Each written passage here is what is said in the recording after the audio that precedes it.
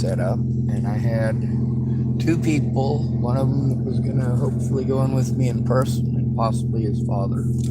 That didn't happen. I didn't really expect Jared Scudder to come through. Most of the time he doesn't. He's always sick. Now, is that a mass delusion, or is he really sick? Well, I'm not him. I do know that his conditions are pre-existing and that his coworkers are aware of it, and so is his family. So yeah, it's probably a very real thing. That's not the same as the situation with Mateo Talbot, is it? No. So Mateo does something that a lot of people do, and they finally get back a hold of me. It's only when they're fucking drunk. And then they put words together, right? You know there's a difference between making a full and complete sentence and just stringing words together. Cat, house, dog, very blue.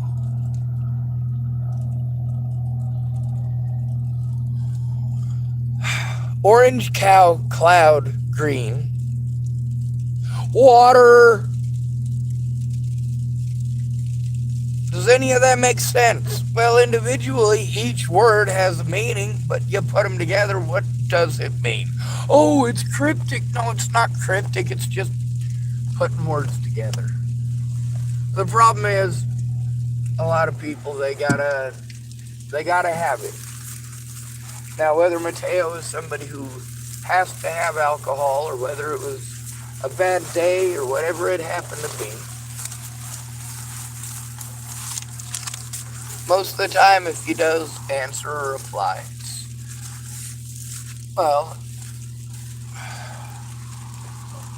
it's them excuses that you get from people who don't want to. They just don't want to. Sure, conceptually they might care, but they just don't want to. They don't want to do it. And that's fine. Of course, it does make them look bad, which, well, that sucks for them. It sucks for them that they would let a friend be harmed for this long and this often. That's pretty universal. You don't have to be drunk to take part in a mass delusion. By mass delusion, there's this idea that all men must be perverted rapists. Only women are allowed to get horny. Only women are allowed to want sex, initiate sex. How dare you look at her, you must be a rapist, but if she wants to throw herself at you like a $2 hooker, you better fucking let her. Mass delusions. Anyway, when you're dealing with people who are addicts, you do have to take responsibility for your own stuff, first of all. But also, if you're dependent on that addict, it makes it very difficult. Let's say you got a friend of yours, right?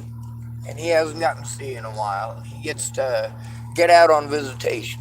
You know, he's in a drug rehab place and he gets to visit with you.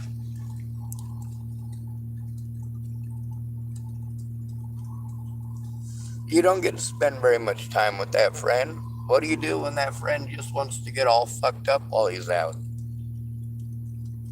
What kind of conversations are you really going to have? Is that your friend you're talking to, or are you talking to the drugs?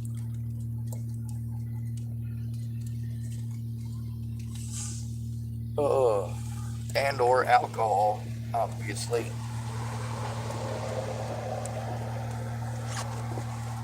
There's a lot of people that want power and control, and that is pretty much where everybody goes when they've been drinking or when they've been doing drugs. They get selfish.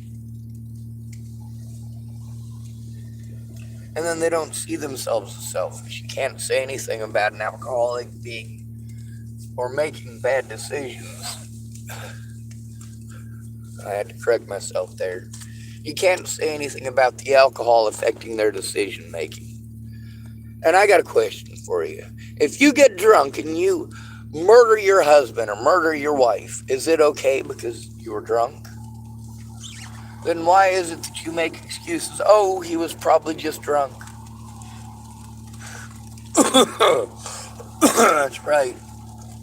He probably just beat on you because he was drunk. You know, he probably just threatened to kill you because he was drunk. What about the people who were threatening to kill me? Do any of you guys care about that at all? No, I don't matter. I have a penis, your mass delusion of hatred.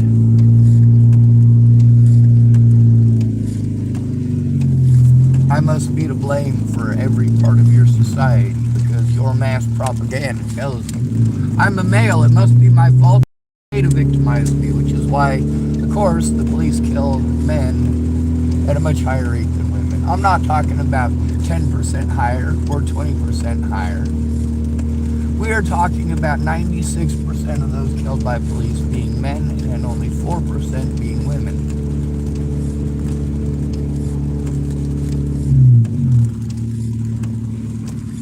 Now, where does Mateo come into all this?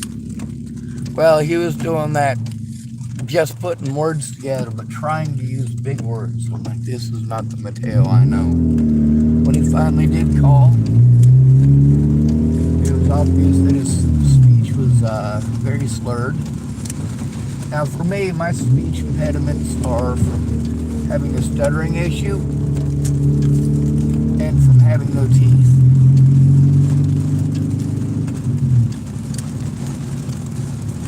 With Mateo, I knew him in Colorado. He's in North Carolina now.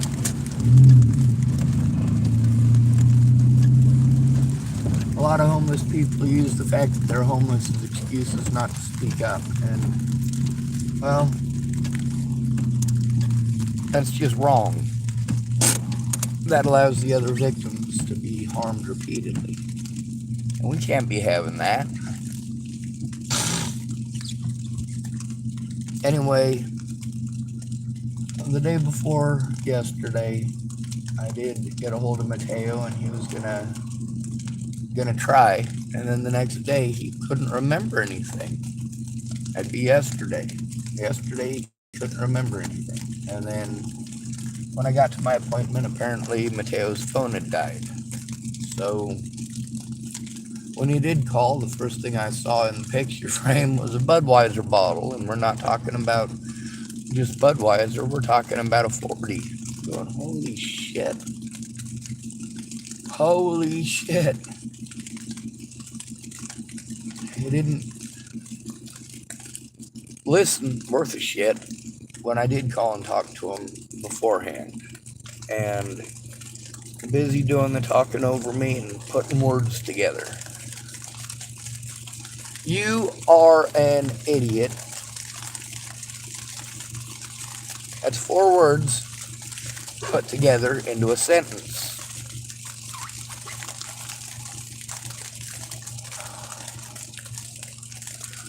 Litigation. Saying the word litigation over and over again because it's the only big legal word you can remember is difficult. I had to tell Mateo things yesterday a dozen times. So when he called yesterday, when I was finally at my appointment and we were getting to overtime, like you only get 50 minutes there, Mateo called it about 45 minutes in. So then he wanted to do the same thing that he had done beforehand. And since when he called, he wanted to do the video call thing, I saw that beer thing, I was like, fuck. You know, here's a guy I know in a professional capacity who was there for multiple situations. I knew him when he was homeless. I knew him when he was a busker playing guitar. And of course, I knew him when he worked with Boho. I knew him when he worked with, Paths to Home. So when I was talking to him yesterday morning, I realized he's probably drunk. And yesterday, when he finally did call, it was obvious that he was drunk. I had to try to look at the bright side, and I had to try to salvage something out of it. And I tried to discuss with him what was going on. We can only call it a discussion because it was an attempt at it. But Mateo didn't hear anything I said. And yesterday at that meeting, when the first thing that I saw was that beer bottle, I'm like, fuck. And then he did the same thing, but he was worse about it. He went on for about 15 minutes, the same sentence over and over again, because it's all he could remember. He tried to word it different ways, and it just,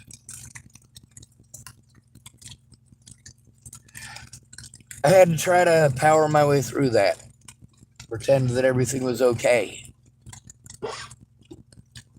I'm sure she was aware he was drunk. I did explain to her that I had tried to talk to him about the legal stuff and that it was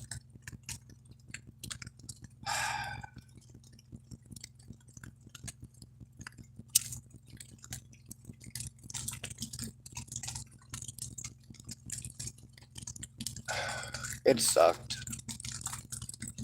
And with Jared Scudder not showing up, that sucked too. I still need Mateo's help. I still need him to tell the truth, so I need him to be sober. I don't make these things to embarrass people. I make these things because I have to. I have to get heard.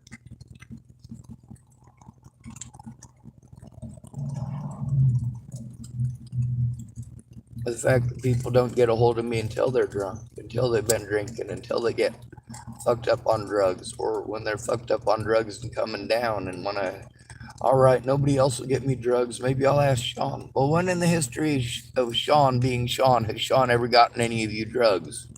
The answer is never, so stop asking.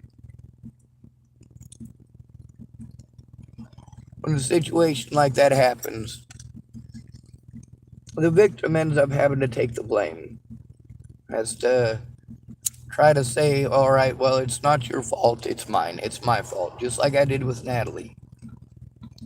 I typed out what happened in Virginia, and I took all of the blame for it.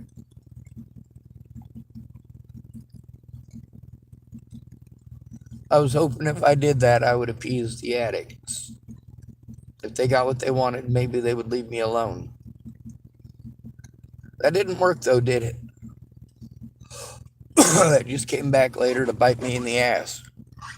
Kind of like Tammy Mensher when she had been beaten up by her husband, and then later on when she was trying to get her husband to actually be a father to his kid, she went around telling people that she had lied, that Christopher Tapp hadn't actually beaten on her, and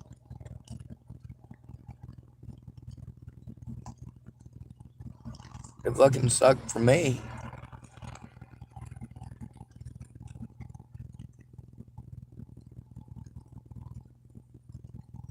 Anyway, with Mateo yesterday, he was nice about it. He was trying to say nice things.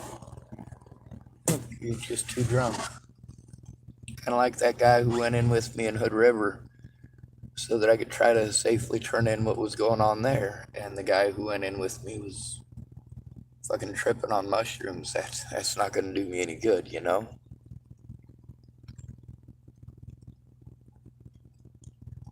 Sad thing is, this is how you guys deal with everything now. Drugs and alcohol. You don't think straight. Then you're told things like, oh, don't overthink. You're not thinking anything through to its conclusion. That's the problem. Now, obviously, I have no hatred for Mateo, but I can't take the situation or him seriously because of the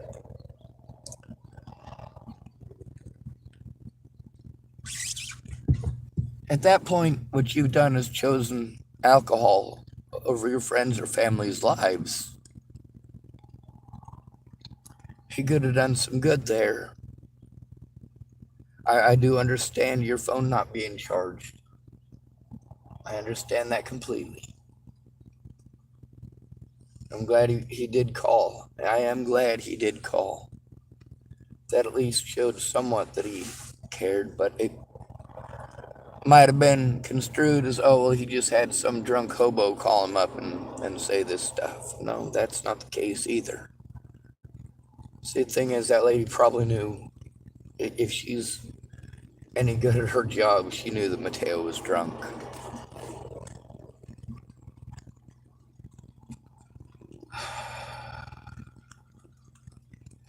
Could have just been any drunk hobo off the street that I said, hey man, call me at this time. You know? The fact that I did know Mateo both as a friend and in a professional capacity, and for the situation to fall so greatly that he would be drunk that early in the morning.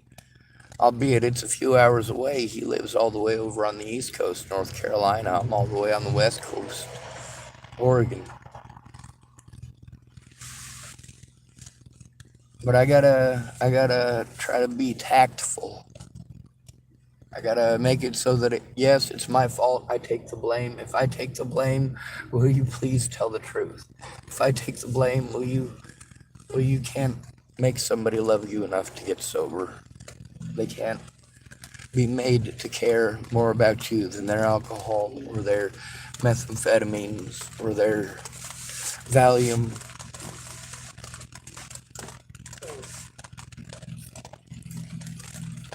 So I gotta take the blame. It's my fault. At least he did good by calling. That's better than me having to do it entirely alone. He would have retained more information had he been sober.